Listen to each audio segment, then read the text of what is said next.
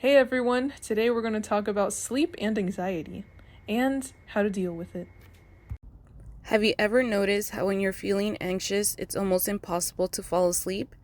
Your mind is racing, you're overthinking everything, and the more you try to sleep, the harder it gets. Then the next day, you're exhausted and everything feels harder to deal with. That exhaustion just feeds more anxiety. It becomes this loop that's really common for teens, the sleep anxiety cycle. Today, we're going to unpack this cycle and talk about how we can interrupt it, starting with small, practical steps. When we talk about sleep and anxiety, it's important to remember that it's not always just about phones or caffeine. For many teens, what's keeping them up at night might go deeper. ACEs, or adverse childhood experiences, are things like abuse, neglect, or growing up around violence or instability.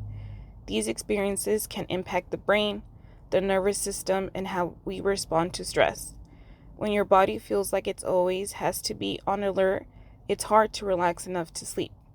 So if sleep feels hard, it's not just a willpower thing. It could be your body protecting you based on what it's been through. Let's talk about values and what sleep means to you. What does it mean for you to have a good night's sleep? Does it mean getting a certain amount of hours? Does it mean going to sleep earlier? What do you think your life would look like after improving your sleep? Would you be able to concentrate more on your homework? Does it mean having more energy throughout the day? Is anxiety preventing you from getting the sleep that you need? Do you find it hard to fall asleep or maintain yourself asleep without waking up throughout the night? I invite you to keep those thoughts in mind as we navigate through this presentation. Sleep hygiene consists of habits and practices that promote better sleep quality on a regular basis. It is helpful in creating a great sleep environment and sleep routine.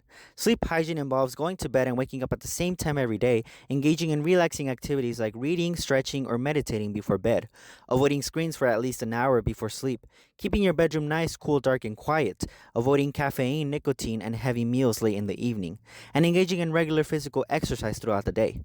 Benefits of having good sleep hygiene are that it allows you to fall asleep sooner and stay asleep throughout the night. It reduces stress and lowers risk of anxiety and depression. It improves memory, concentration, and decision making. It supports immune function and reduces the risk of you getting sick. And it is linked to reducing the risk of having heart disease, obesity, and diabetes. Here is an example sleep hygiene routine checklist that demonstrates ways in which you could make the quality of your sleep better. Think about how you may want to create a sleep hygiene routine or checklist that you can incorporate into your daily life. But what if your mind is still racing and your anxious thoughts are making it hard to get restful sleep? Even while we're building up our sleep hygiene habits and thinking about the benefits of good sleep, you can still find yourself struggling with a busy mind. And that's what we'll get into now. Have you ever found yourself having a thought over and over again in your mind that it literally keeps you up at night?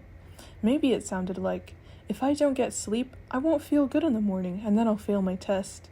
Or, I should be able to sleep well. Or even, I'm never going to have a good night of sleep. If this sounds like you, your brain has fallen into a thinking trap. Remember, our thoughts can trick us sometimes, so we shouldn't always believe what they tell us about ourselves. A thinking trap happens when one of these tricky thoughts keeps us in a loop and does things like prevent us from sleeping, for example. How do we get out of a thinking trap? Thinking gets the brain into one, so we can use thinking to get out of one. We can be a detective for our thoughts by studying and changing the way we think. The first step is to pause for a moment. You may want to take a few deep breaths to ground yourself and bring attention to what's going on in your mind. Next, you want to investigate. Check if your brain is falling into a thinking trap. Are you imagining the worst possible outcomes? Is your inner voice negative or mean? Are you blaming yourself or using should statements? And are your thoughts causing you anxiety and distress? These are telltale signs. Finally, if you do realize you're in a thinking trap, use a strategy to get yourself unstuck. A therapist or other mental health professional can help you learn tools to deal with thinking traps. Now we'll go through a journal exercise to help you be a better thought detective while at the same time reprogramming your mind to sleep better. You can do this exercise at any time of day, though it might be best closer to bedtime so you can get a more accurate view of your thoughts. To keep it simple, we're going to go through this set of questions for one thought at a time. You can either scan the QR code on the screen to get a digital version, or you can write down the questions in your own journal so that you have more space. So first, the thought detective part. You're going to answer the question, what thought keeps you up at night? It might be hard to figure this out, but try to sit for a second and write down the first thing that comes to mind. It could be something related to sleep, or maybe something that is stuck on replay in your mind from earlier in the day. Once you've done that, you're going to write down the emotions associated with that thought and rate the intensity of each emotion. This helps you to identify and label your emotions, while at the same time discovering how your thoughts influence your emotions. For number 3, you're going to then write down the evidence for and against the thought. You will then create a more realistic thought, one that is more reflective of the evidence. Finally, you'll re-rate the intensity of the emotions. These might be new emotions that come up, or they could be the same ones as before. Just make sure to rate them. Here's an example of one that a high school student filled out. This person said that if they don't sleep 8 hours tonight, they'll fail their test tomorrow. They were feeling anxiety at an 8 out of 10 and helpless at a 5 out of 10. They then realized that they've gotten less than 8 hours of sleep before, and in fact, they get half that most nights and function relatively okay, all things considered. They've actually never gotten lower than a C on a test. They now see that while these aren't ideal conditions, they can be sleep deprived and still succeed in school. After creating this new, more accurate thought, they're feeling less anxious and less helpless. Store these journal entries in a safe place so that you can always come back to the conclusions you made when you're thinking similar thoughts that make it hard to fall asleep. I know this was a lot, so let's summarize what we've learned today. We've talked about how anxiety and sleep are connected, how feeling anxious can make it really hard to fall asleep, and how not getting enough sleep can make your anxiety even worse.